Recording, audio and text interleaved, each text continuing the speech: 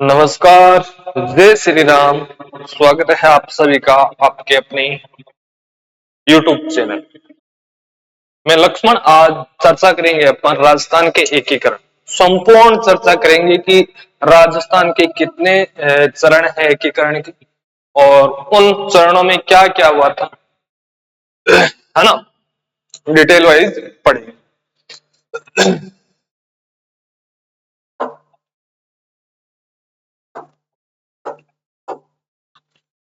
किसकी बात करने वाले हैं? और राजस्थान के एकीकरण।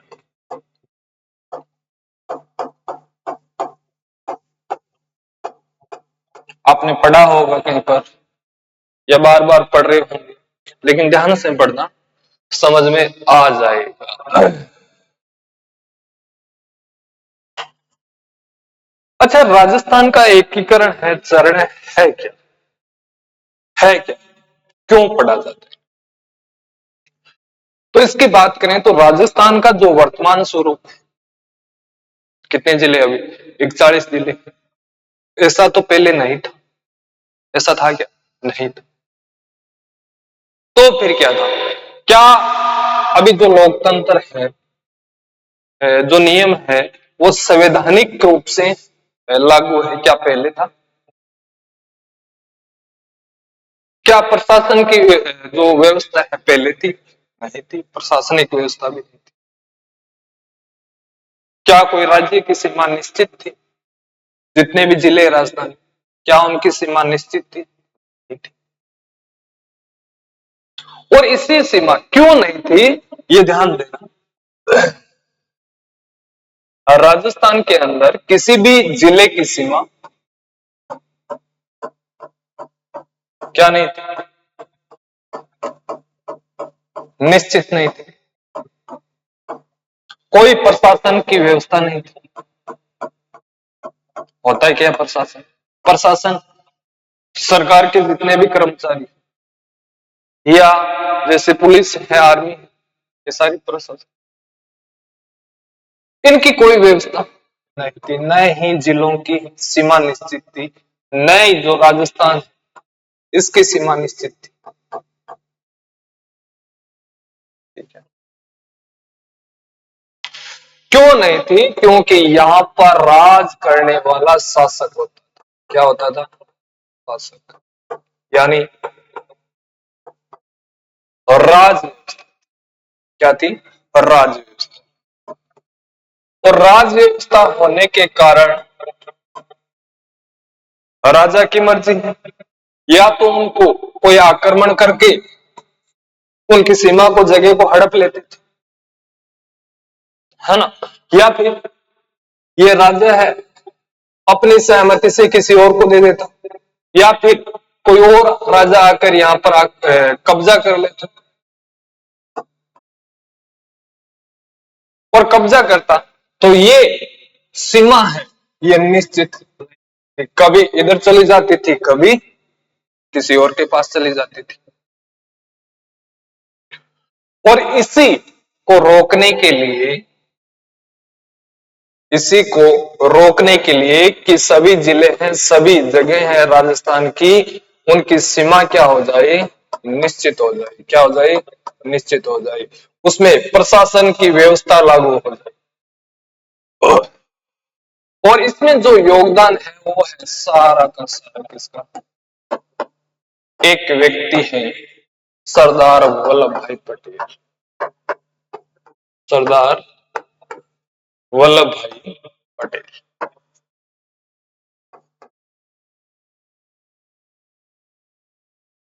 ये शुरू करता है राजस्थान के एकीकरण को और संपूर्ण भूमिका निभाती। तो राजस्थान के एकीकरण का श्रेय किसको दिया जाता है? वो श्रेय दिया जाता है सरदार वल्लभ भाई पटेल को। और जो वर्तमान स्वरूप देख रहे हो राजस्थान का, वो कोशिश करते करते कितने चरणों में? 7 चरणों में इन्होंने एक बार गठन नहीं किया इसका, है ना। बार बार प्रयास किया, बार बार प्रयास किया, और प्रयास करते करते 7वीं सीढ़ी पर जब पहुंचे तो राजस्थान का वर्तमान स्वरूप इन्होंने बना। पहले इतने जिले नहीं थे, जिले कहकर पहले कहा जाता था, जो राजा का व्यवस्था जब था तो कहा जाता था रियासत। क्या कहा जाता था? रियासत। क्या कहा जाता था? रियासत कहा जाता था। यहां तक तो ठीक। अब एक एक चरण को अपन पढ़ते हैं और शुरू करते हैं, है ना।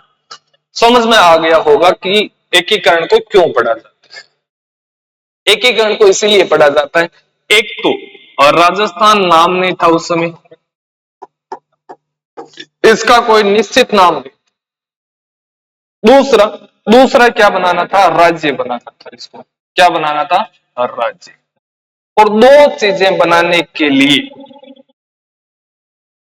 किसका बार बार प्रयत्न करते रहे? राजस्थान की और राज्य की।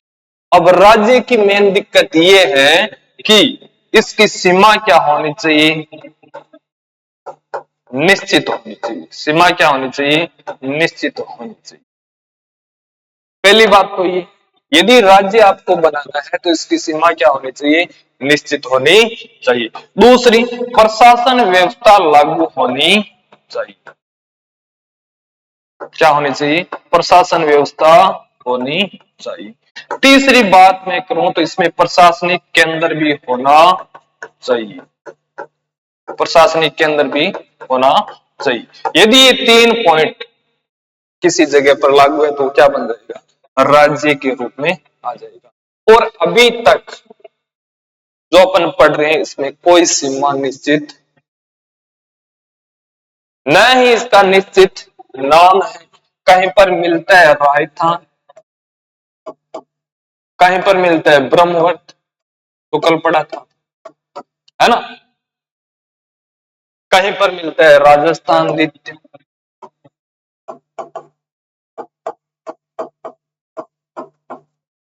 कहीं पर मिलता है क्या?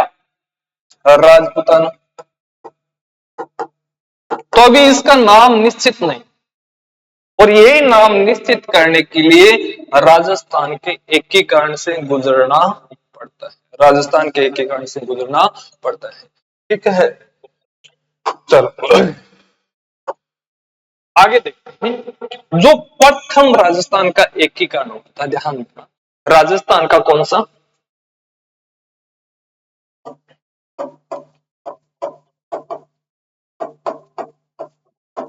राजस्थान का एकीकरण।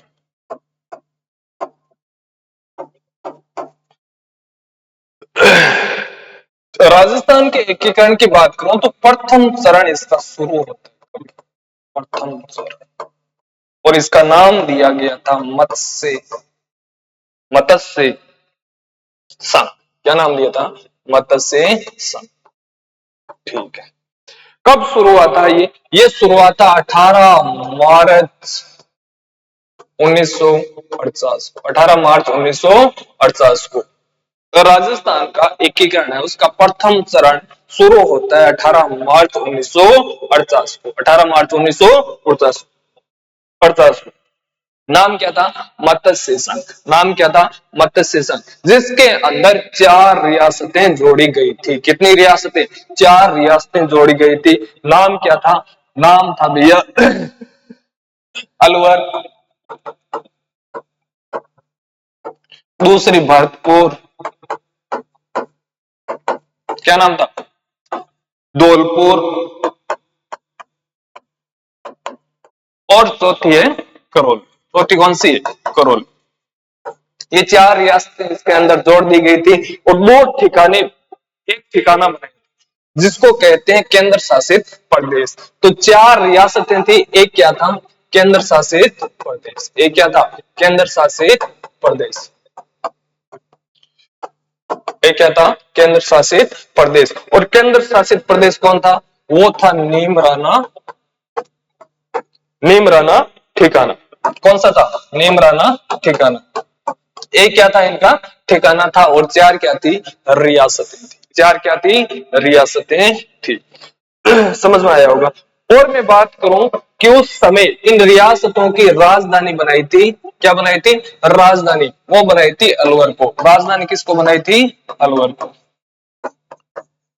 किसको बनाई थी? अलवर को। और राजधानी किसको बनाई थी? अलवर को बनाई थी। ठीक है, अभी तक जो राजस्थान है अपना क्षेत्र, उसमें 4 रियासतें शामिल हैं, बाकी और कोई क्षेत्र शामिल नहीं है। और नाम क्या रख दिया था? मत्स्य संघ। क्या नाम रख दिया था? मत्स्य संघ। कब चालू हुआ? 18 मार्च 1948 को। कब बना था? 18 मार्च 1948 को। यह था राजस्थान का प्रथम चरण, और इसमें यह बनकर तैयार हो गया। अगली मैं बात करूं तो है द्वितीय चरण। कौन सा है? द्वितीय चरण। द्वितीय चरण, इसमें क्या हुआ था? ये हुआ था 25 मार्च 1948 को। 25 मार्च 1948, 25 मार्च 1948 को ध्यान देना। कब लागू हुआ था? 25 मार्च 1948 को। अब तक राजस्थान का कहीं पर नाम नहीं आया था। पहले चरण में कोई निश्चित नाम नहीं था राजस्थान का कि राजस्थान है उनको राजस्थानी के। द्वितीय चरण आता है और इसमें नाम आता है पूर्व राजस्थान संघ। पूर्व राजस्थान संघ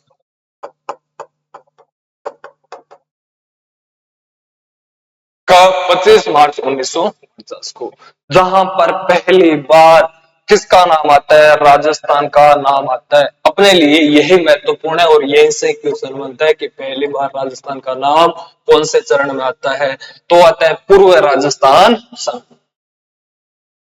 कौन से चरण में? द्वितीय चरण में। राजस्थान के द्वितीय चरण एकीकरण कब? 25 मार्च 1948 को। ठीक है, रियासतें कौन कौन सी थी?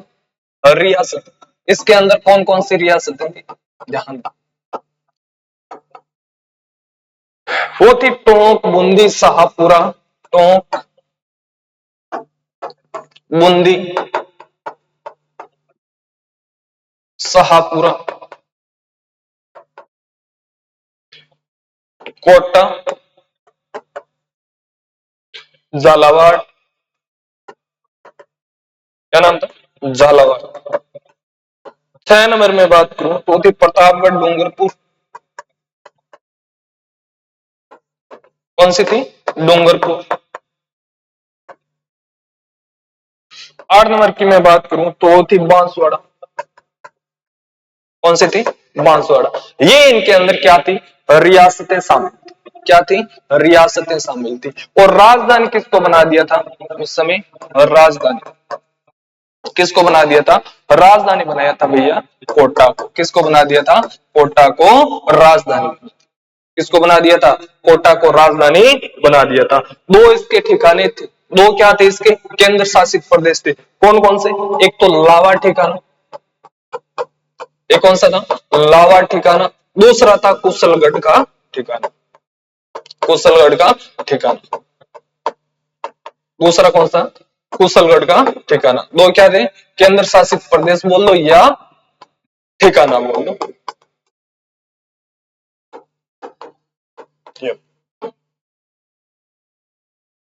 बात समझ में आई? समझ में आई क्या? यानी पूर्व राजस्थान संघ में एक तो क्या आता है? राजस्थान का नाम आता है पहली बार। दूसरी बार उसके अंदर 8 रियासतें शामिल कर दी गई थी। कितनी रियासतें? 8 रियासतें। अब जो इसका क्षेत्र है वो धीरे धीरे बढ़ रहा है ना? इसके साथ में देखो पहले कौन आया था? एक तो मत्स्य संघ बन गया था, और धीरे धीरे जो अलग भाग है, झालावाड़, प्रतापगढ़, डूंगरपुर है, बांसवाड़ा है, टोंक है, बूंदी है, शाहपुरा, टोंक, ये जितने भी रियासतें हैं आपस में जुड़नी शुरू कर दी। इनको एक करना शुरू कर दी। अभी वो बिछड़े हुए अलग अलग भागों में विभाजित ये क्षेत्र। कहीं रियासत कहीं भाग रही है, कोई रियासत कहीं भाग रही है। धीरे धीरे वो कोशिश करके एक करने की कोशिश कर, क्या करने की कोशिश कर रहे हैं? एक करने की कोशिश कर रहे हैं। इसीलिए इसको एकीकरण कहा जाता है। तो दूसरे संघ द्वितीय चरण है वो कब लागू हुआ था? 25 मार्च 1948 को। नाम क्या था? पूर्व राजस्थान संघ। तो राजधानी किसको बनाया गया था? कोटा को। और 2 केंद्र शासित प्रदेश है, लावा ठिकाना और कुशलगढ़ ठिकाना। और रियासतें आप पढ़ लेना। अगली मैं बात करूं वो तृतीय चरण। कौन सा चरण? तीसरा चरण। अब बाबू एकीकरण का कौन सा चरण आता है? तीसरा चरण आता है। कौन सा? तीसरा चरण। ये कब लागू हुआ था? ये 18 अप्रैल, कब लागू हुआ था? 18 अप्रैल 1948 को, 1948 को, 18 अप्रैल 1948 को। और धीरे धीरे इसके अंदर और रियासतें जोड़नी शुरू, और रियासतें जोड़नी शुरू हो गई थी। रियासतों का मतलब वही है जहां पर शासन है वो अलग व्यक्ति का है और वो सभी एक साथ में जुड़ने शुरू हो गए। वो क्षेत्र जुड़ने के कारण धीरे धीरे ये एरिया है बढ़ना शुरू हो गया और इसका नाम रख दिया संयुक्त राजस्थान। क्या नाम रख दिया? संयुक्त राजस्थान।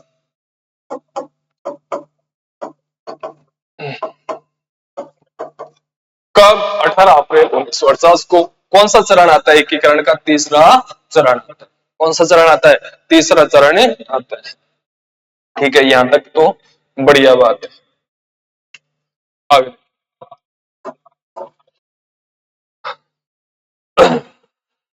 इसके अंदर कौन कौन सी रियासतें आती है? ध्यान दें, इसके अंदर कौन कौन सी रियासतें आती है? इसके अंदर कौन कौन सी रियासतें आती है? तो आती है एक तो टोंक, उसी के अंदर एक जो दूसरा चरण है, ध्यान देना, अभी पढ़ा है ना दूसरा चरण, यही चरण दूसरा। इसके अंदर एक रियासत और जोड़ दो, कौन सी? उदयपुर। कौन सी जोड़ दो? उदयपुर। यही था, केवल तीसरे चरण में किसको जोड़ा गया था? उदयपुर को जोड़ा गया था। और ये कोटा है, दूसरे चरण में तो कोटा को राजधानी बनाया गया था, तीसरे में राजधानी किसको बना दिया गया था? ये जोड़ दो। दूसरे दूसरे में क्या कर दिया गया था? दूसरे में जो तीसरा चरण था वो ये है उदयपुर। उदयपुर को क्या कर दिया गया था? जोड़ दिया। उदयपुर को क्या कर दिया गया था? जोड़ दिया गया था। और तीसरे चरण 18 अप्रैल 1948 को जो राजधानी है वो किसको बना दी गई थी? उदयपुर को बना दी गई थी। किसको बना दी गई थी? उदयपुर को बना दी गई थी। तीसरे चरण में राजधानी किसको बना दी गई थी? उदयपुर को बना दी गई थी। समझ में आया? है ना? और ठिकाना कौन है? अभी भी तीसरे चरण में वही कुशलगढ़ और नेमराना, लावा ठिकाना, सॉरी नेमराना नहीं है, लावा ठिकाना, लावा ठिकाना और कुशलगढ़ का ठिकाना। चौथे चरण की मैं बात करूं, कौन से चरण की? चौथे चरण की। ये चरण अपने लिए, ये चरण अपने लिए महत्वपूर्ण है। क्यों महत्वपूर्ण है? ध्यान दें। अब कौन सा चरण आता है अपने पास? वो आता है चतुर्थ या चौथा। कौन सा चरण आता है? चौथा चरण। कब हुआ था? ये 30 मार्च 1949, 30 मार्च 1949 को। ये चरण कब लागू हुआ था? 30 मार्च 1949 को, 30 मार्च 1949 को। ठीक है। और इसके अंदर नाम क्या रख दिया था? चौथे चरण के अंदर नाम रख दिया था बृहत्तर राजस्थान। क्या नाम रख दिया था? बृहत्तर राजस्थान। क्या नाम रख दिया था? बृहत्तर राजस्थान। और इस चौथे चरण में हमारे राजस्थान की जो राजधानी है वो निश्चित हो गई थी। क्या हो गई थी? निश्चित हो गई थी। अभी 3 रियासतें पड़ी थी और तीनों रियासतों में कभी भटक रहे, कभी अलवर को बना रहे, कभी कोटा को बना रहे, कभी उदयपुर को बना रहे। यहां आते आते राजस्थान की राजधानी है, कौन सी? राजस्थान की राजधानी वो किसको बना दी गई थी? वो जयपुर को बना दी गई थी। किसको बना दी गई थी? जयपुर को बना दी गई थी। क्लियर? यस। अब सुनना, ये चौथा चरण है। यहां पर दो काम, यहां पर दो काम हो रहे हैं। दो क्या क्या हो रहे हैं? एक तो भारत का विभाजन हो रहा है। एक क्या हो रहा है? भारत का विभाजन। कैसे? अभी तक पाकिस्तान वो भारत के अंदर शामिल है। वो क्या है? पाकिस्तान और भारत, ये दोनों अभी तक शामिल है। ये दोनों अभी तक शामिल है। तो पाकिस्तान को अलग बना रहे हैं और भारत को अलग बना रही, भारत को क्या बना रही, अलग बना रही। और खुली छूट दे दी गई थी इस समय कि जितनी भी रियासतें हैं, जिसको पाकिस्तान के साथ जाना है वो पाकिस्तान के साथ जाओ, और भारत के साथ जिनको आना है वो भारत के साथ आ जाओ। अब जितनी भी रियासतें थी वो खोपड़ी से थोड़ी सी क्या थी, तेज थी। क्या थी, तेज थी। और तेज थी तो लगभग रियासतें किसके साथ आ गई, भारत के साथ। किसके साथ आ गई, भारत के साथ। किसके साथ हम आ गई, भारत के साथ। क्लियर हुई बात। हाँ। अब एक तो चल रहा है क्या, भारत का एकीकरण। क्या चल रहा है, भारत का एकीकरण। रियासतें, वो भारत, जो भारत में रहना है वो भारत में रहो, जो पाकिस्तान में जाना है वो पाकिस्तान में जाओ। दूसरा ध्यान देना, दूसरा चल रहा है संविधान का निर्माण। दूसरा क्या चल रहा है, संविधान का निर्माण। दूसरा क्या चल रहा है, संविधान का निर्माण। दूसरा क्या चल रहा है, संविधान का निर्माण। बात क्लियर होगी। हाँ, संविधान का निर्माण। और संविधान निर्माण में ध्यान देना, एक समिति बनाते हैं। क्या बनाते हैं, समिति। और जिसका नाम आपको याद होगा, पी सत्यनारायण समिति। पी सत्यनारायण समिति। पी सत्यनारायण समिति। कौन सी समिति बनाते हैं, पी सत्यनारायण समिति। इस समिति ने सुझाव दिए गए थे। क्या दिया था, राजस्थान के लिए सुझाव दिया गया था। ये जयपुर है, ये ऐसे नहीं बनती भाई। किसी ने आकर कह दिया, कोई रियासत आ रही है, उनको उन्होंने बोल दिया कि अब आप है ना, पहले कोटा को बना ली, उदयपुर को बना ली, अलवर को बनाकर देख लिया, अब आप जयपुर को बना लो।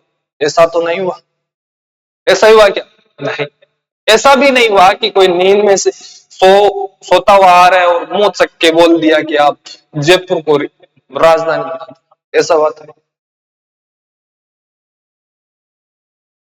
ऐसा नहीं हुआ। तो फिर क्या हुआ, तो फिर ये संविधान है, संविधान निर्माण, और इसके अंदर एक समिति का गठन होता है, पी सत्यनारायण समिति। और ये समिति सुझाव देती है। क्या देती है, सुझाव, कि आप राजधानी किसको बनाओ, जयपुर को बनाओ। राजधानी किसको बनाओ, जयपुर को। राजधानी किसको बनाओ, जयपुर को बनाओ। तो जयपुर राजधानी किसके सुझाव के आधार पर बनाई गई है, पी सत्यनारायण समिति के सुझाव के आधार पर बनाई गई। क्या ये एक ही सुझाव दिया था, नहीं, और भी सुझाव दिए थे। क्या दिया था, ध्यान दो। दूसरा था राजस्थान का नाम है। दूसरा क्या है, राजस्थान का नाम, वो क्या कर दो, और राजस्थान कर दो। वो क्या कर दो, राजस्थान कर दो। आप बोलोगे राजस्थान का नाम राजस्थानित है, नहीं, अभी तक इसका निश्चित नाम नहीं है। कोई राजपुताना कह रहा है, कोई रायथान कह रहा है, कोई और नाम से जानते हैं। तो इनका कौन सी समिति सुझाव दे रही है, पी सत्यनारायण समिति सुझाव दे रही है कि एक तो राजधानी को क्या कर दो, निश्चित कर दो। एक राजस्थान का नाम है वो निश्चित कर दो, भटको मत इधर उधर, इधर उधर भटको मत। तो यहाँ आते आते राजस्थान का नाम क्या हो गया, निश्चित हो गया। क्या हो गया, निश्चित हो गया। ठीक है सर, यहां तक तो ठीक है। अब भैया हो सकता है कि इतना बड़ा क्षेत्र बना रहे हैं, रियासतों को जोड़कर इतना बड़ा क्षेत्र बना रहे, हो सकता है लड़ाई भी हो जाए, दंगा भी हो जाए, है ना, हो तो सकता है। तो इसके लिए एक न्याय की जगह की भी जरूरत है, जहां पर लोगों को क्या मिल सके, न्याय मिल सके। लोगों को क्या मिल सके, न्याय मिल सके। तो पी सत्यनारायण समिति ने सुझाव दिया गया कि जोधपुर को आप क्या बना लो, जोधपुर के अंदर न्याय विभाग बना लो। क्या बना लो, न्याय विभाग। जोधपुर के अंदर आप क्या बना लो, न्याय विभाग बना लो। बोला ठीक है, हमारे लिए मंजूर है, हमारे लिए मंजूर है। और राजस्थान अब है वो किस पर आधारित है, संपूर्ण वो आधारित है कृषि पर। किस पर आधारित है? कृषि पर। अब किसानों के लिए भी कुछ ना कुछ सलाह की या नियम की या जगह की जरूरत होती है नहीं। यदि किसानों को कोई परेशानी हो जाए या किसानों को किसी प्रकार की जरूरत हो तो वो कहां पर जाएंगे? तो पी सत्यनारायण समिति ने सुझाव दिया गया कि आप कृषि विभाग बनाना है तो किसके अंदर बनाओगे? भरतपुर के। कृषि विभाग कहां पर बनाओगे? भरतपुर के। कहां पर बनाओगे? भरतपुर के। कृषि विभाग कहां पर बनाओगे? भरतपुर के अंदर।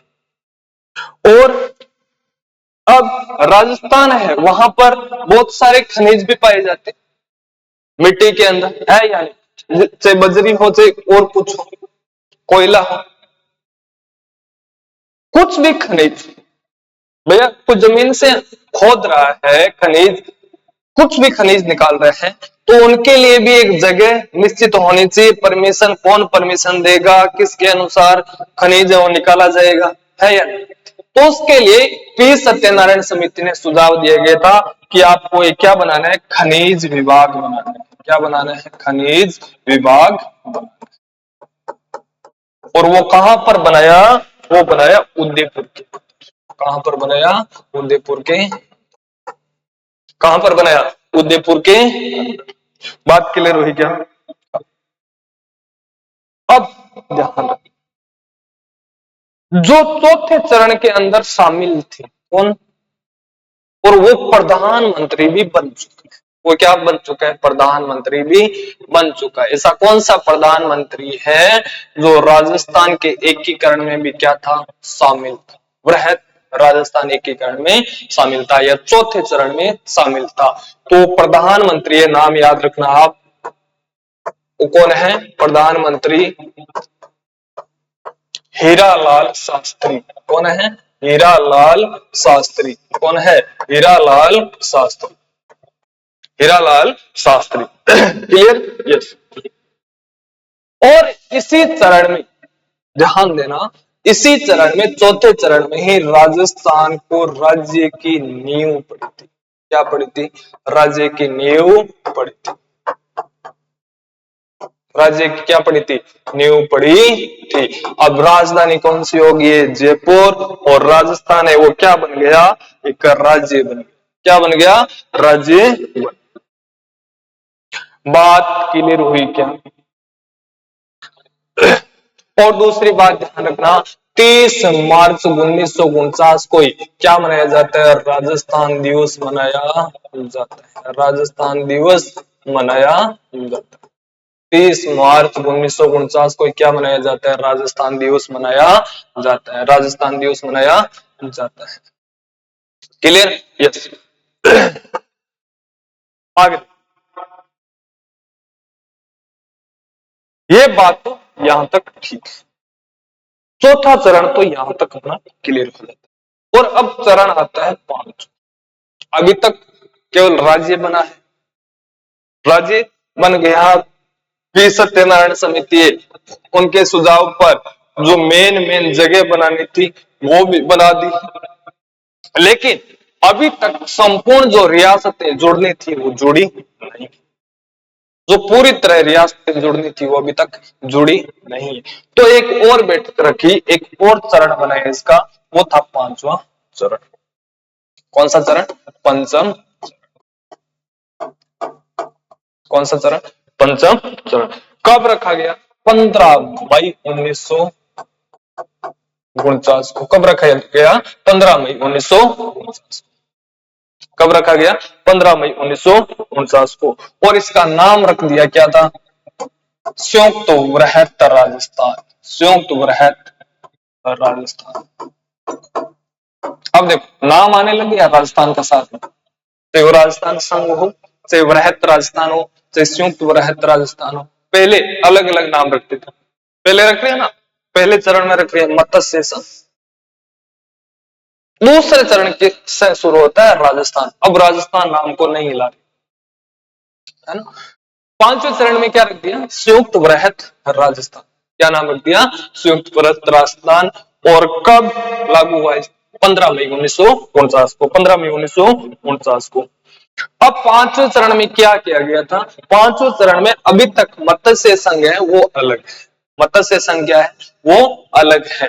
और पांचवें चरण में मत्स्य संघ वालों को मनाया और किस में शामिल कर दिया? जो चौथा चरण बना हुआ है उसके अंदर शामिल कर दिया गया। किसको शामिल कर दिया? मत्स्य संघ में जो रियासतें हैं उनको किसके अंदर? चौथे चरण में जितनी भी रियासतें उनके अंदर शामिल कर दिया गया था। मत्स्य संघ में कौन कौन सी रियासत थी? एक तो अलवर अभी बात की, दूसरी भरतपुर है ना, तीसरी धौलपुर,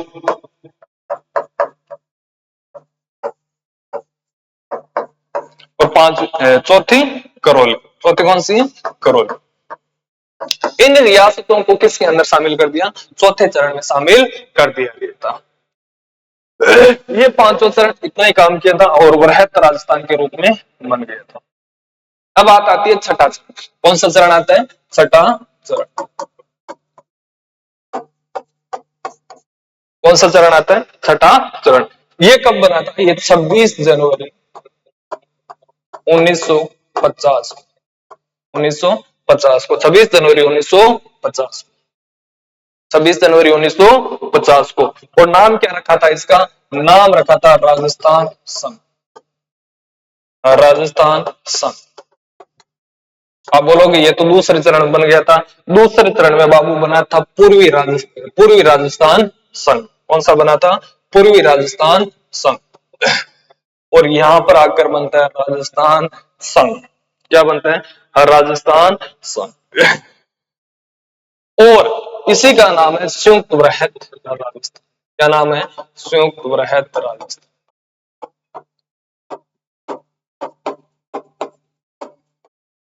संयुक्त वृहत राजस्थान, संयुक्त वृहत राजस्थान। ठीक है। 26 जनवरी, अब ध्यान देना, छठे चरण में बहुत सारे काम हुए थे, एक काम नहीं होता। अब संपूर्ण जो व्यवस्था है वो चेंज हो गई है, पूरी तरीके से क्या हो गई है? चेंज। अभी तक किसका चल रहा था शासन? अभी तक राजाओं का शासन चल रहा था, लेकिन अब संविधान बनकर क्या हो गया? तैयार हो गया। संविधान बनकर तैयार क्या हो गया? तैयार हो गया। अब जितने भी नियम कानून चलेंगे वो संविधान के अनुसार चलेंगे। किसके अनुसार चलेंगे? संविधान के अनुसार चलेंगे। ठीक है। कैसे चलेगा? ध्यान। यहां पर एक तो क्या हो गया? संविधान लागू हो गया। क्या हो गया? संविधान लागू हो गया।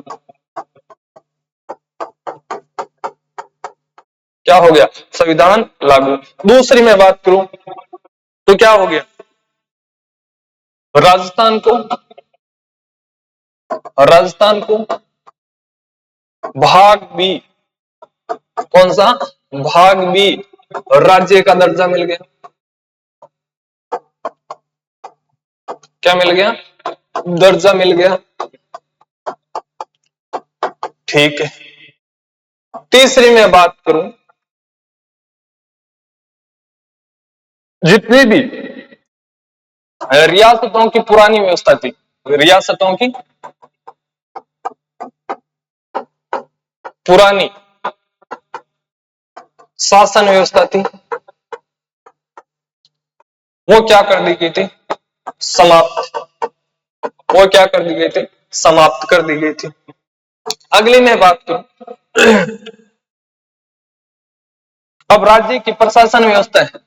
अगली मैं बात करूं राज्य की प्रशासन व्यवस्था है,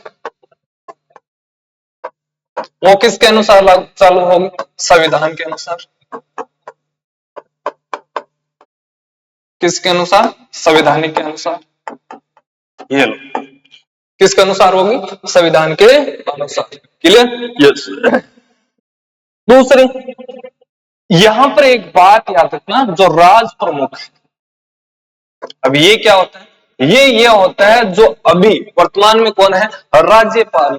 जितना पावर राज्यपाल के पास होता है उतने पावर उस समय किसके पास होता था? राज प्रमुख के पास होता था। किसके पास होता था?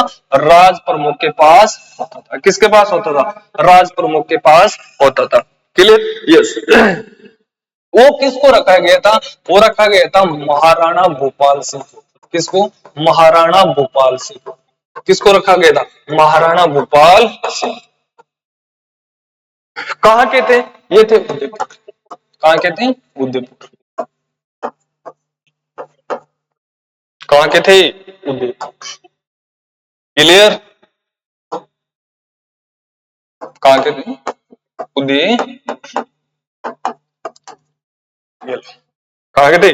उदयपुर, है ना?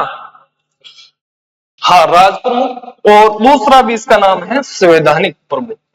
क्या नाम कह सकते हो? संवैधानिक। क्या कह सकते हो? संवैधानिक प्रमुख। क्या कह सकते हो? संवैधानिक प्रमुख या राज प्रमुख। और क्या हुआ था? और ध्यान देना, यहां पर प्रशासनिक है वो परिवर्तन हो गया था। ये तो निश्चित ही है। क्या हो गया था? प्रशासनिक परिवर्तन। पहले क्या था? और राजाओं का शासन था, और अब संविधान लागू हो गया। संविधान लागू हो गया तो भैया प्रशासन जितने भी है उसका नियम है वो सब क्या हो गया? चेंज हो गया। अब प्रशासन में क्या क्या चेंज हुआ? एक तो मंत्री परिषद है। कौन है? मंत्री परिषद। इसका गठन हुआ। मंत्री परिषद का क्या हुआ? गठन हुआ। दूसरा मैं बात करूं तो इस समय लोकतांत्रिक है। कौन सी? लोकतांत्रिक।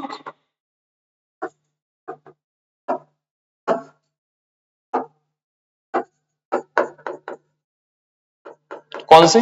लोकतांत्रिक शासन प्रणाली। शासन प्रणाली वो लागू कर दी। क्या कर दी? लागू कर दी। पहले न ही तो चुनाव होता था, न ही और होता था। अब क्या कर दी? लोकतांत्रिक शासन प्रणाली चालू कर दी थी। लोकतांत्रिक शासन प्रणाली, इसके कितने स्तंभ होते हैं? 3 स्तंभ होते हैं। कितने स्तंभ होते हैं? 3 स्तंभ, जो पढ़ेंगे आगे कभी, है ना? विधायिका है, न्यायपालिका है ना, और कानून बनाने वाला है।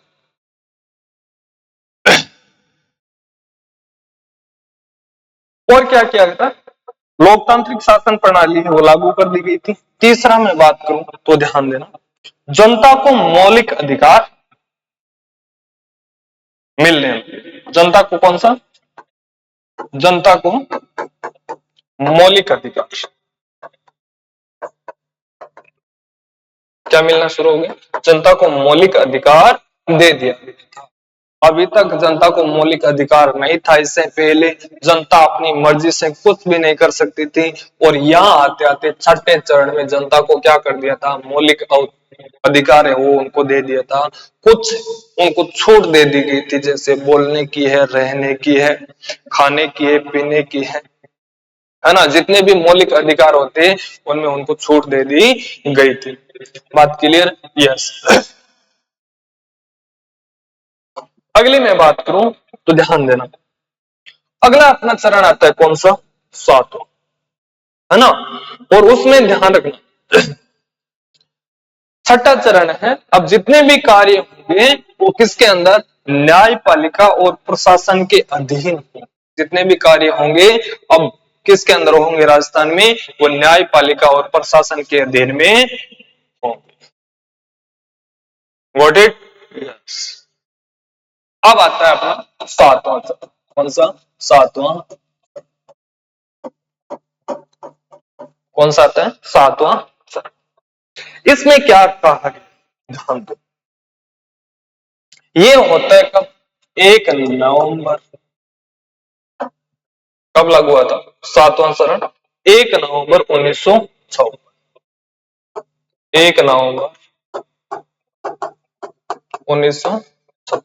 1 नवंबर 1956 को जो राजस्थान का वर्तमान स्वरूप था, अभी तो नहीं, अभी तो ध्यान देना, कितने जिले हो गए? 41। और जो वर्तमान स्वरूप था सातवें चरण के समय, उस समय थे 31 जिले। कितने जिले? सॉरी, 32 जिले। कितने जिले? 32 जिले। कितने जिले थे? 32 जिले। हाँ। और इस समय एक अधिनियम लागू हुआ था। वो क्यों लागू हुआ था अभी बताता हूं। एक अधिनियम लागू हुआ था। कौन सा? राज्य पुनर्गठन अधिनियम। कौन सा अधिनियम? राज्य पुनर्गठन अधिनियम, राज्य पुनर्गठन अधिनियम।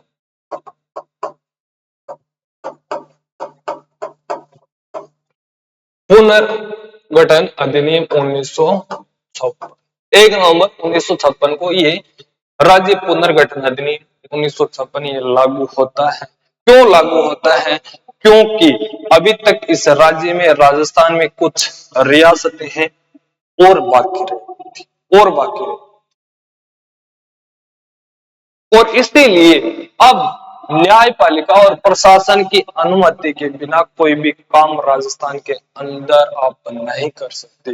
पहले यदि राजस्थान में अब आपको कोई भी परिवर्तन करना है तो पहले समिति बनानी पड़ेगी।